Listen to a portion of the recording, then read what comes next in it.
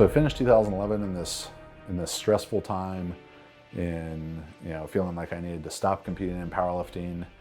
I have a new employee, one of the co-founders of the company, leaving the day-to-day role there to move back home to North Carolina. So it was a very, very stressful time for me. Now with James coming, because he had this relationship with high-level college football players and guys in the NFL, it came about a very cool opportunity for Juggernaut to do some combine prep for a company called Rep One Sports, NFL agency. So that all got set up, and James got to prepare a great group of guys for the NFL draft. Simultaneous to that, I had been training a little bit more football players. We'd done a lot with jiu-jitsu, we'd done a lot with water polo, swimming, volleyball, but football was still really my passion, training football players, and that's where I'd come from prior to Juggernaut. So during that late 2011, I'd really started to, in parallel to as we prepared for this combine prep stuff, like taking that model and be like, let's do this for high school guys, give them this more all-encompassing experience of physical therapy, mobility type of stuff, along with work on the field for speed and agility, and weight room work to get them ready to go play college football. And fortunate to live in a place here in Orange County with really great high school football and pretty affluent people. So that was a good mix. So I spent a lot of the late 2011 like going to high school football games, kind of creating relationships with these players who I was seeing, all right, they're going to go play in college.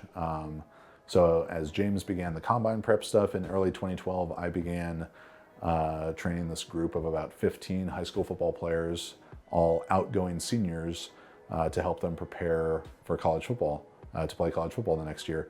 And it was great. We had a phenomenal group, 2 players going to SC, 2 to UCLA, 1 to Washington, 1 to Arizona, some smaller school guys as well. And it was just a really fun, competitive group. Guys from 6 or 7 different high schools, who some of them had been rivals playing against each other in high school, and now they got to train together, and it just was this great competitive atmosphere, and they had incredible results. We got to train I was with these guys probably 2 to 3 hours a day, 5 to 6 days a week, from the day after the state championship here, so let's call it January 1, to when they reported to their schools. So middle of June, July 1st. So it was six months and change of really great training with these guys. Some of them are in the NFL now, so that's been awesome to see.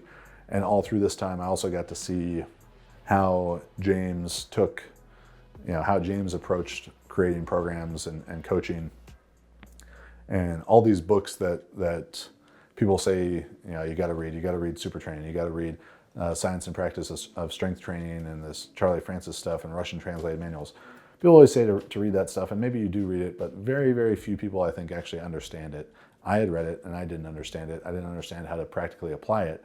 And then I saw James put these things into practice and got to ask him questions every day, and see that so many of the things in there were really intuitive. And while they were written in a complex manner, the results of them seemed fairly simple, and just really accelerate my understanding of sport performance training, but accelerating my understanding of the principles that make successful training for performance, and whether that's performance in football, volleyball, water polo, powerlifting, strongman, jiu-jitsu, whatever.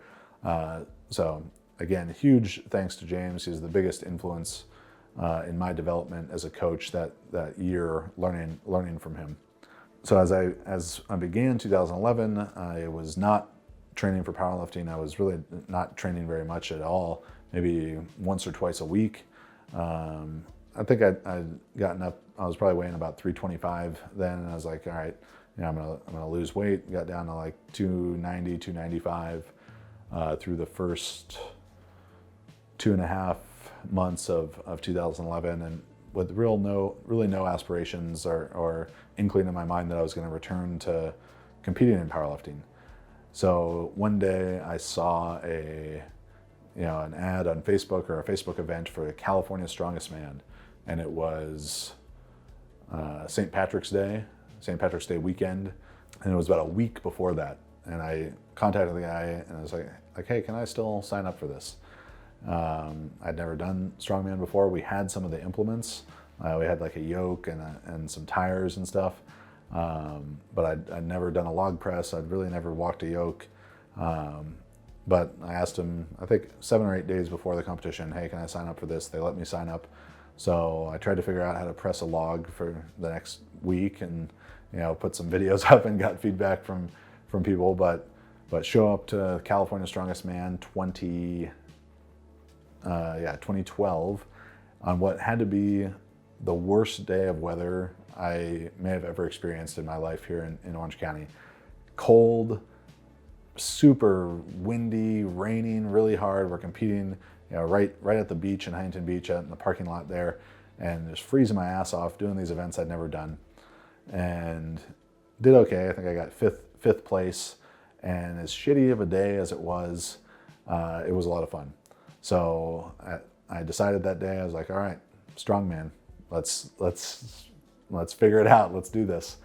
And I did another contest about 4 or 5 weeks later, a Giants Live qualifier out in Vegas, put on by Nick Best. And I remember going into about a week out from that, I went up to Ode Haugen's house and got to train Strongman with him, with a young Martin Leixus, now the world's strongest man. And I told Ode, like, I'm doing the Sin City Strongman next weekend. And there was a Giants Live qualifier division and a amateur division. And he said the amateur division, right? And I said, no, the Giants Live qualifier.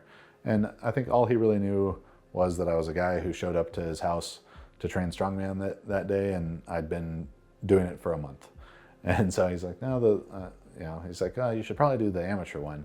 And I was like, oh, I want to try the harder one. And as the day went, I think he figured out, like, okay, this guy, he's actually really strong, so he can try this. And I was loading Atlas stones, never touched an Atlas stone before that day at Odes, and had a lot of fun. And he gave me some great advice and guidance there.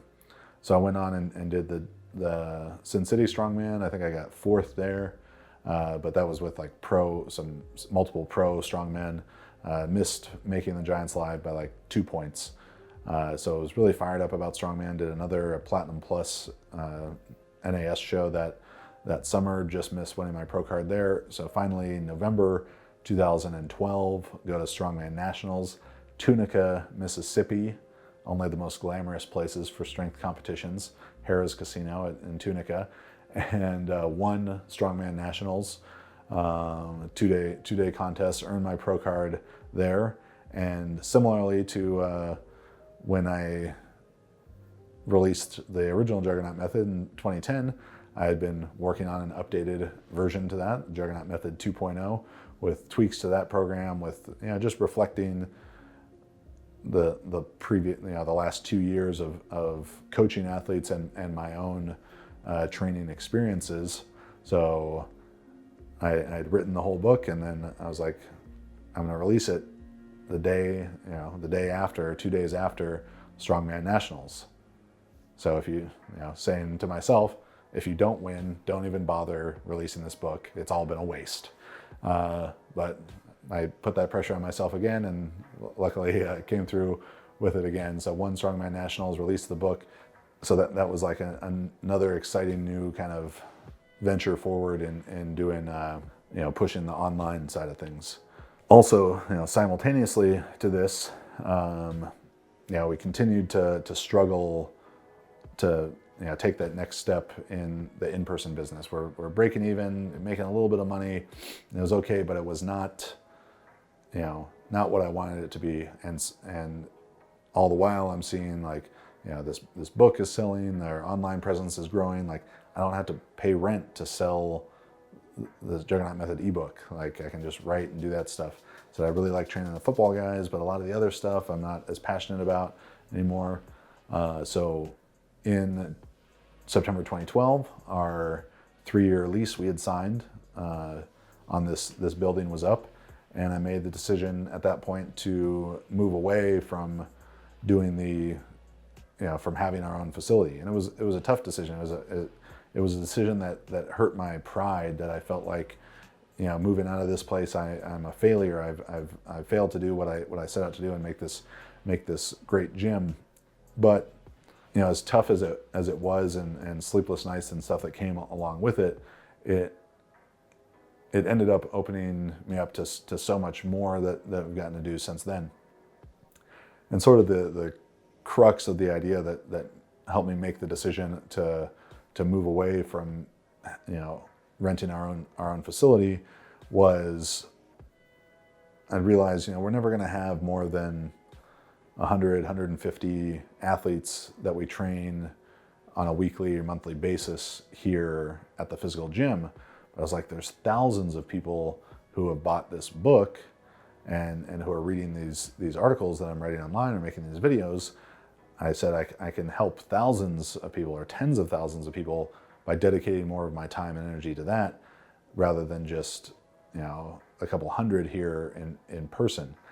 So it was a really tough decision there in September 2012 to decide to move out of there. Sold a bunch of equipment. Like I said, really big hit to my pride to feel like I'd kind of failed on that side of things. But it was also a time to sort of pivot the goals of Juggernaut, my goals as a coach, and move into a new time for me and a new time for the company. So at that time, I'd also left or been kicked off Elite FTS. Actually, that's not a story I guess I'll tell here. I'll just say it was a divergent views about what the value each side was bringing to the relationship. I'll say that. But at that time, I decided to start. I was like, if I can't have my training logs and my articles aren't going to be there anymore, I got to do something with it, and I might as well not do it by myself on my own website. So I started assembling, Team Juggernaut, a team of athletes in raw powerlifting and weightlifting and strongman and CrossFit, and coaches to keep training logs and to write articles and to begin to build our online presence. So, with September 2012 kind of being the line of demarcation of going from being focused on the physical gym business to being focused on the online business, it was a scary time, but I was like, you're leaving the gym, the physical gym day to day to write and to create content and work. So you better get to work. So, the end of 2012 was Juggernaut Method 2.0, Cube Method for Strongman, helping those guys develop their books and brands, and just writing like an article a week or an article every other week, and managing other authors and developing what kind of content we wanted to create and what kind of content we wanted to produce for people. So as tough as it was to make that decision, like as soon as it was made, it was like, all right, that chapter is done. The new one is beginning. How are we going to make it go?